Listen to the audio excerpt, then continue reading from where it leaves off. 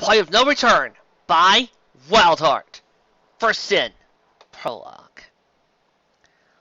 The full moon shone down onto a forest, illuminating patches of a path underneath the leaves.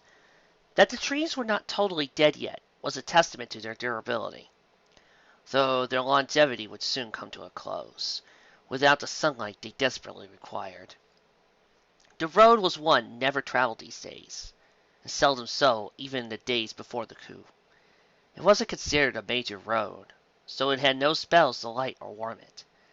Despite the frigid temperature, this made it perfect for the Mendicer that galloped at full speed down the road, at least until he had been sighted by some of the Queen's Rangers. A patrol he would not be out in these forsaken parts of Equestria. The unicorn's dark red coat was coated with dust, kicked up from the path, as he desperately tried to find a place to hide. He didn't need to escape. He just needed to find a safe place to send a message. A hissing sound sailed past his ears as an arrow barely missed the fleeing messenger, striking the group of ground far ahead. He lowered his head instinctively in response, trying to make himself a smaller target. He willed himself to not panic, and especially to not look back at his pursuers. The Rangers were some of the most skilled soldiers the Queen had. Their skill in archery was near legendary, even after only 6 years of service. It never crossed Swiftwater's mind how they could not have possibly hit him yet. He was too caught up in his flight from their ranks. The rusty-eyed unicorn didn't even consider using the trees for cover. The path was all he knew of this area, escaping from the Rangers only to fall to the forest's freezing air. A maze of evergreen didn't appeal to him. Swift's eyes darted left and right as his chest heaved. He couldn't keep this pace forever, and even though they hadn't managed to catch up, he knew that would not last. Another arrow sliced through the air just over his back and grazed through his mane. The unicorn now did not care whether or not he got lost amongst its trees. He leaped side to side at the first opening in the tree line, and into the forest proper. Swift's foot caught on a root, and he tumbled head over legs, skidding to a stop just under a fallen log propped up on a rock. Dizzy, lungs burning, the unicorn panted as he tried to recover his bearings. He didn't have time to stop. The messenger held no illusions about the Ranger's ability to find him in the forest before too long. The sudden break would only buy him seconds. He prayed that would be enough. He turned his head from left to right, looking for shelter, and breathed out a sigh of relief when he saw an old logging camp, complete with a sawmill within a stone's throw. He could hide there, and if he could evade their attention long enough, he might actually be able to deliver his message in person. On all fours again in an instant, Swift pulled back, tensing his muscles, and lost himself for it. A shout rang out, and the unicorn found his hindquarters jerked to their right, feeling just the slightest pinches in his left haunch. He didn't let that stop him. He ran his fastest, and Swift took pride in that at his fastest. Most Pegasi couldn't keep pace with him without great effort. He darted behind a pile of lumber, wincing at the loud thunks of arrows burying themselves into the wood. Now that they knew they would not see where he went, he darted again, this time for the mill.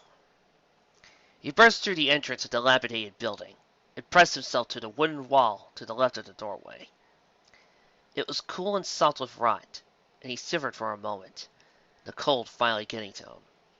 It was only then that he felt the horrible, stabbing pain. Swift slowly lowered his eyes to his side, fighting back a scream, and paled at what he saw.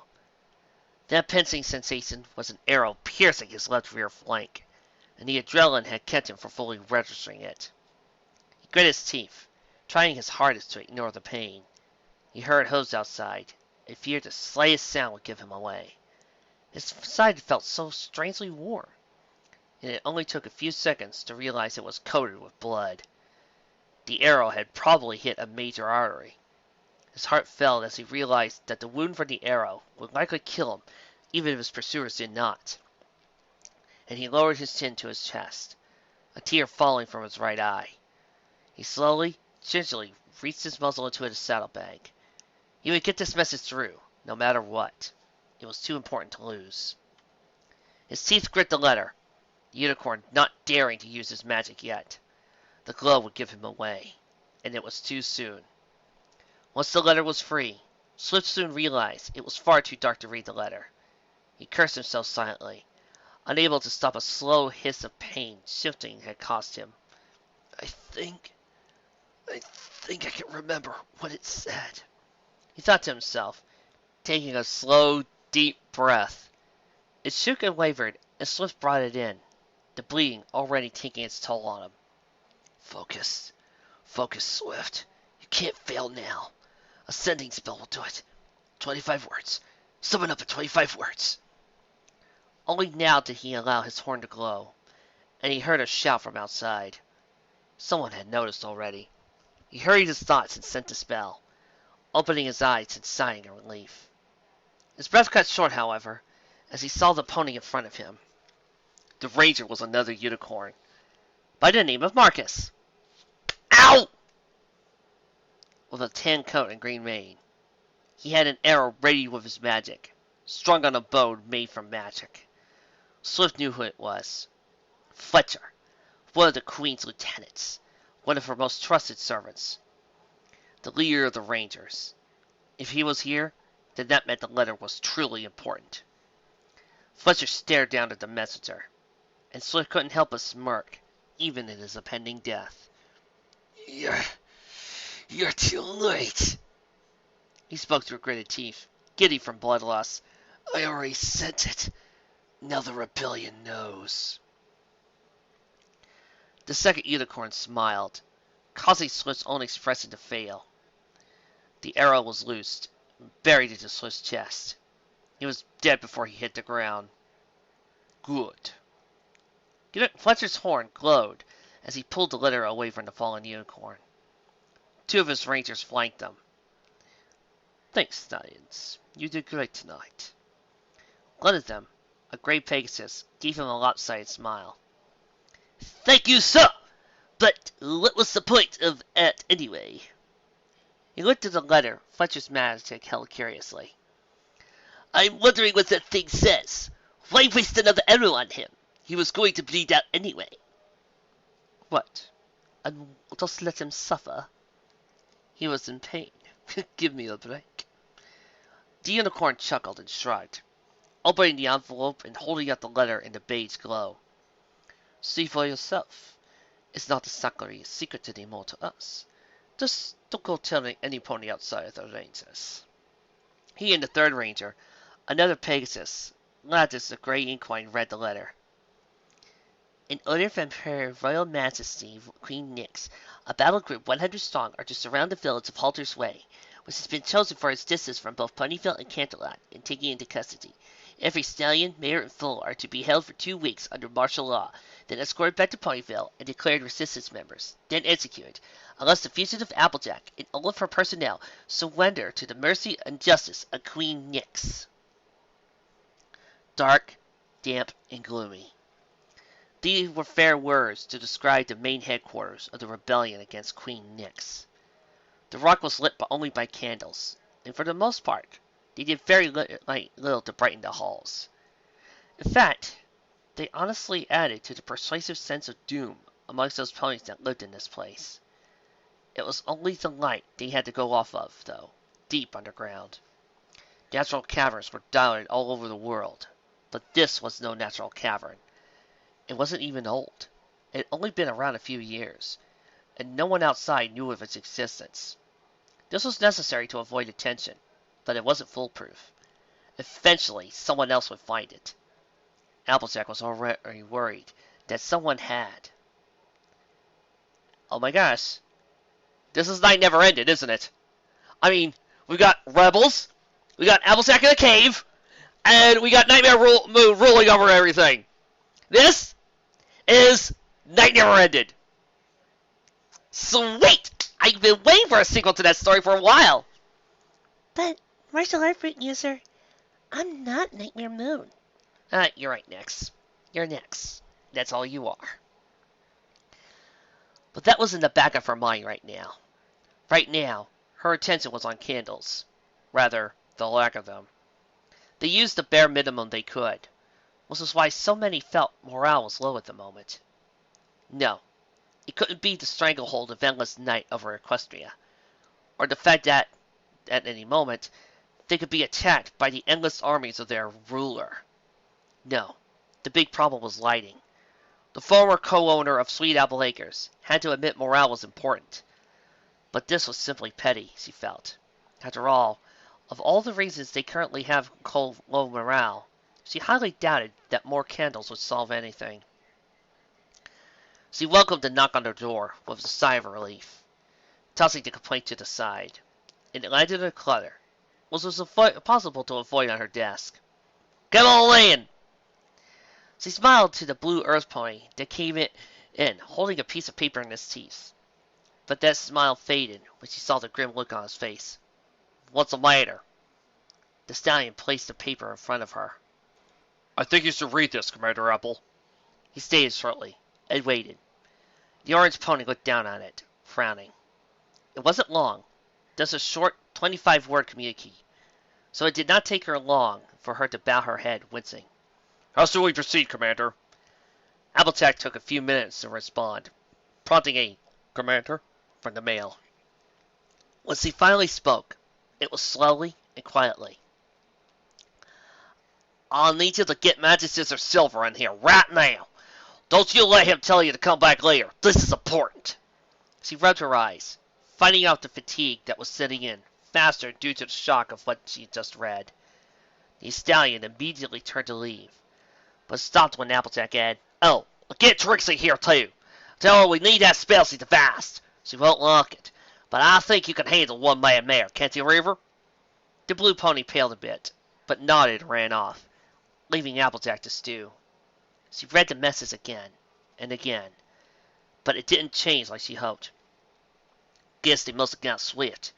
He was the best courier we had, too." She bowed her head, tapping off her hat and holding it to her chest. "We won't forget you, Swift. You did everything you could, even in the end. But this..." She raised her head, looking to the letter one more time. "This has gone way too far. Even after everything else you've done, Nightmare Moon." She spoke the next part aloud, as if in defiance. "I ain't gonna bow to you! You hear me? I ain't gonna let you do this!" She slammed her hoof down on the desk, glared up at the ceiling, as though that would somehow deliver her hatred up to the ruler of Equestria.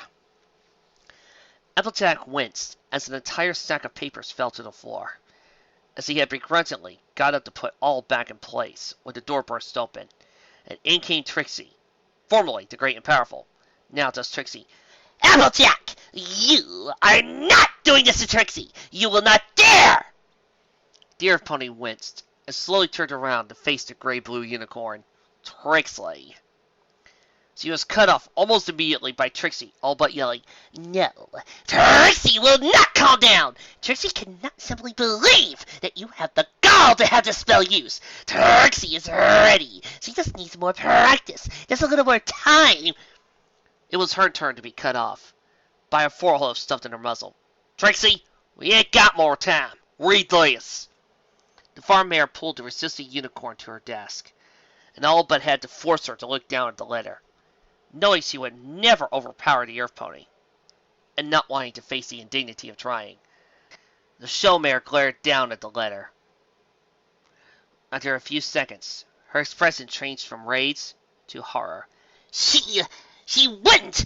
Applejack, this must be a joke. A horrible joke! In terrible taste!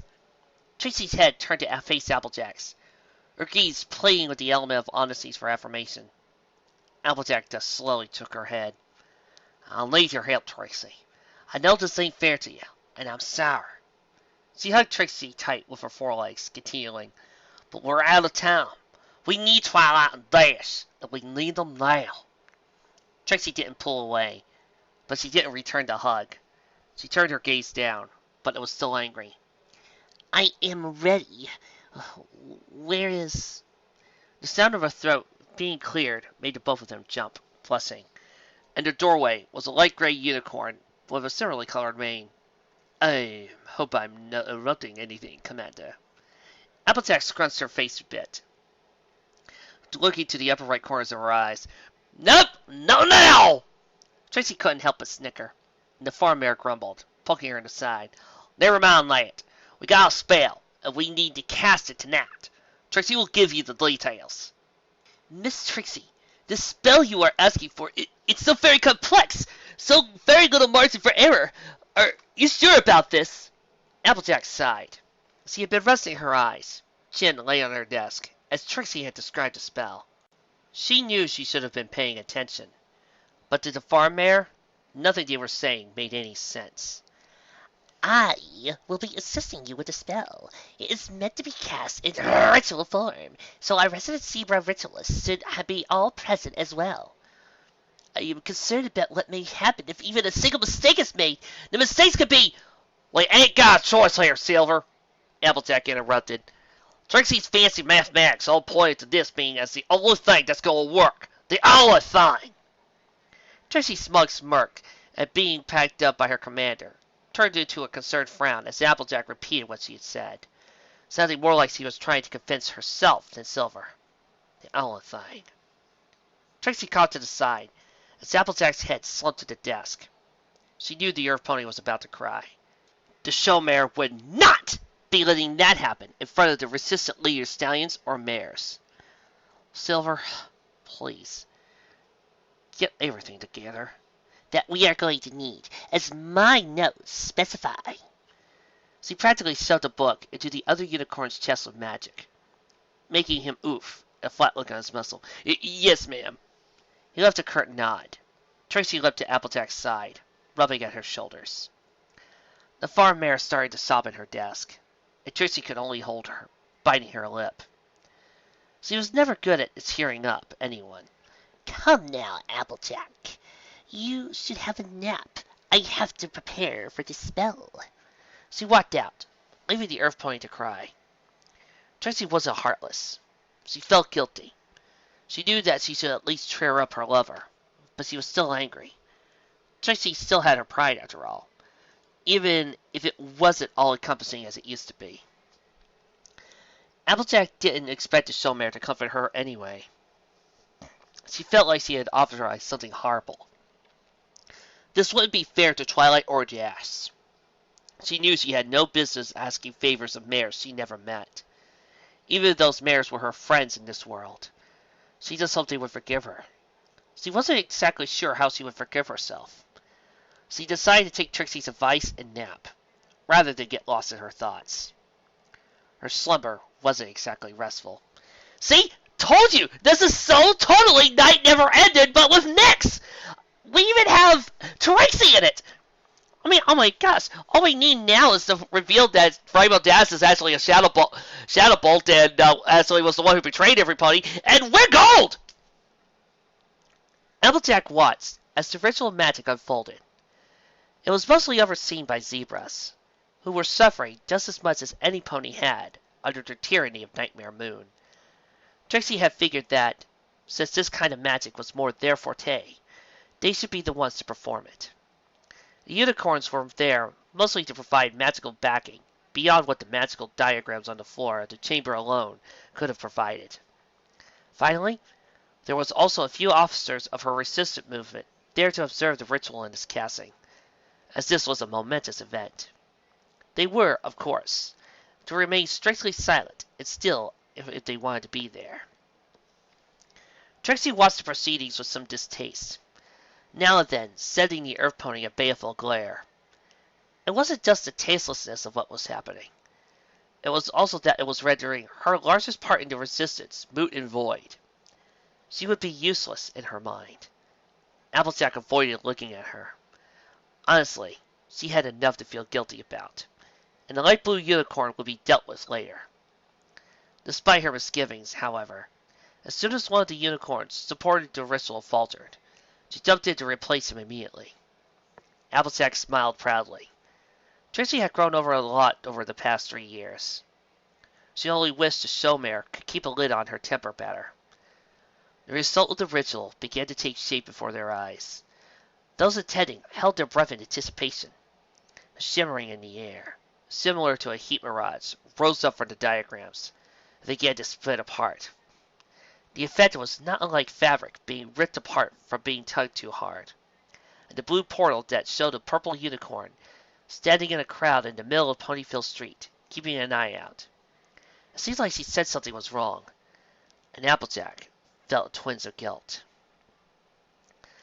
An hour earlier, in another world, bells rung through the air, shattering a silence that many foes dreaded.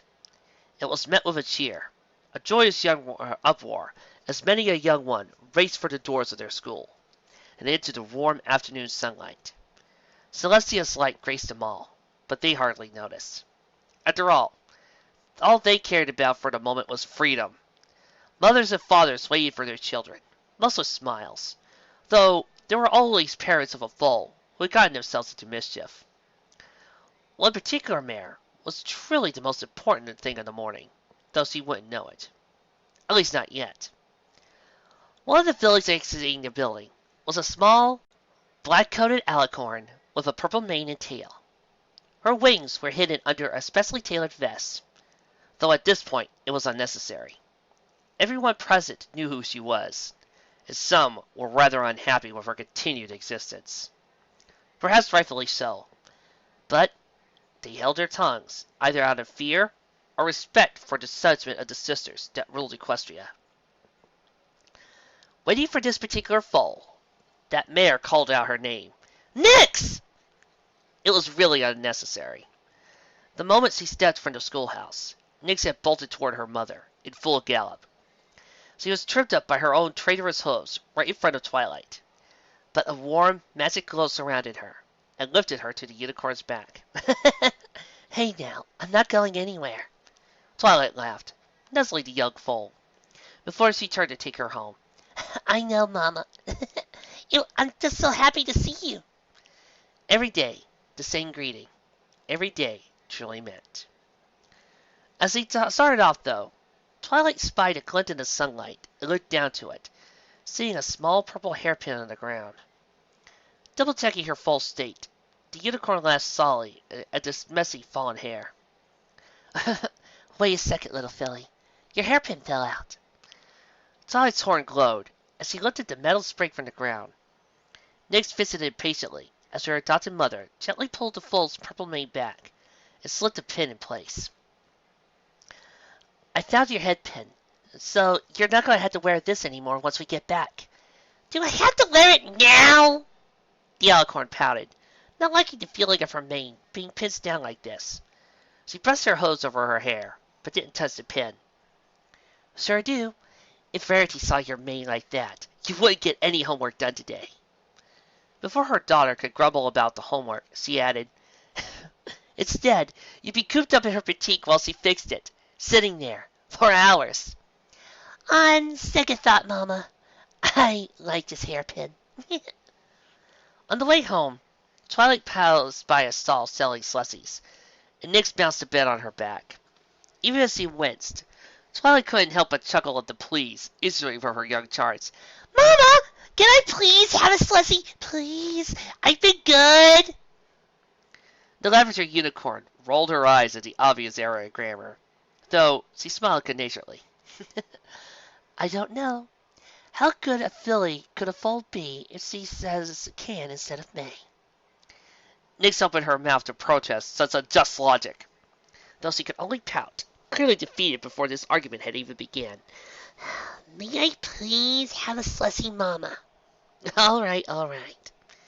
Nyx quickly hopped down from her mama's back and examined the menu, scanning it quickly for any flavors she found particularly new, and therefore more interesting than others.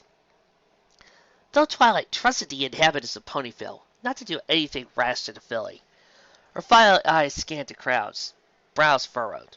Something felt off. Blue raspberry sounds good. May I have some of that? The little filly's teal eyes shone as she made her request, the colt manning the stall, leaning behind the stall to prepare to treat. Nyx visiting impatiently, full of her normal, nervous energy. When she cast a look over her shoulder, her mother's uneasiness made her frown. What's wrong, Mama? Twilight jumped a little at the small voice, and put on a genuine smile as she could. After all, perhaps she was just being silly. Twilight, This is Trixie. I just wanted to say, no. When it concerns your daughter, you can never be too silly. Nothing was wrong. She couldn't see any danger. Oh, don't worry about it. Mama was just looking around. Nyx was not so easily convinced, and she turned completely, looking up at her mother with some amount of worry. Twilight laughed at her expression. She couldn't help it. It was so serious, and a look like that on any filly, even Nyx, simply didn't match up. Seriously! It's all right. Hey, look, your slushy is ready.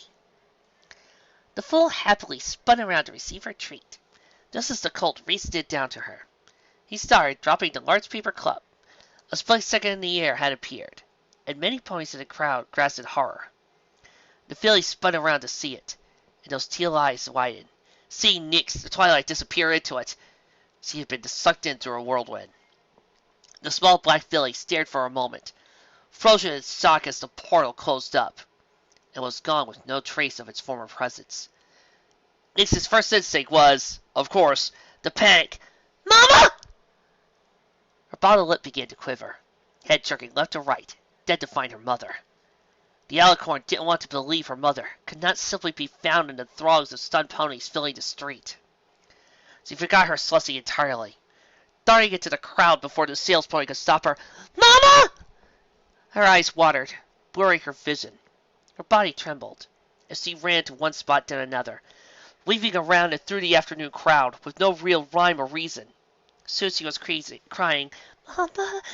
Mama! You know, I'm doing an RP with an adult Nyx who does all these bad to us things and fights with her sword and kicks major booty.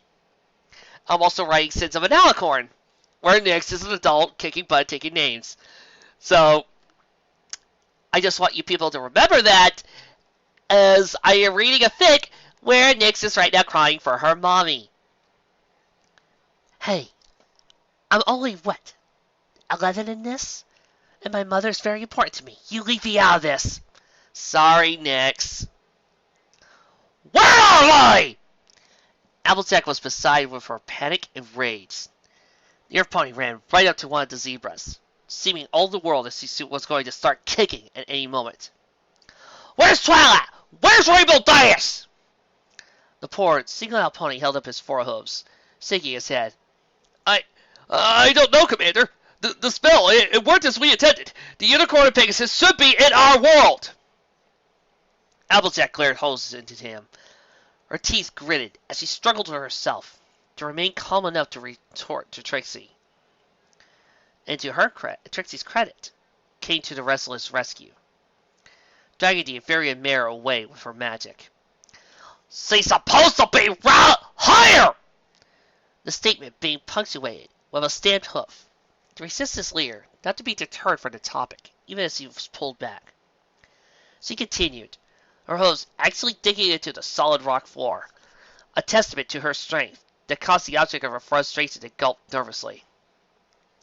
So where is I? It's possible that the spell that placed them in the exact spot they were located in the other world, as we did not add a teleportation effect. The spell was already too specific. He didn't get to finish. The Earth Pony broke free from Trixie's holding spell and planted a forehoof right in the zebra's face. The other backed away, biting their lips. They'd never seen the commander like this. It was honestly terrifying for their usually fair and friendly leader to lose her cool and simply sock one of her underlings, who, at the moment, was lying on the floor, a tooth knocked loose. What in the hell were you thinking? Cutting corners with this! Don't you know what this means, you fool? Trixie looked at one of the other unicorns, and were quickly nodded toward their leader. Unicorns all working together to grab and pin the orange back down with her magic. Applejack, calm down! This is not helping in any sense of the word. You're the one being the fool here, you imbecile! Trixie didn't mean for her rebuke to be so biting. It just came out. However, it actually seemed to do the trick. Applejack shuddered and stared at the ceiling. Celestials, help us all. She's in the worst place she could be in. She's in Ponyville! A hush fell over those gathered, as the implications of this began to really fall into place. the shock of what they saw wearing off. Silence ruled, only the noise of slight dripping water in the nearby room. Seizing the lamp of the anime,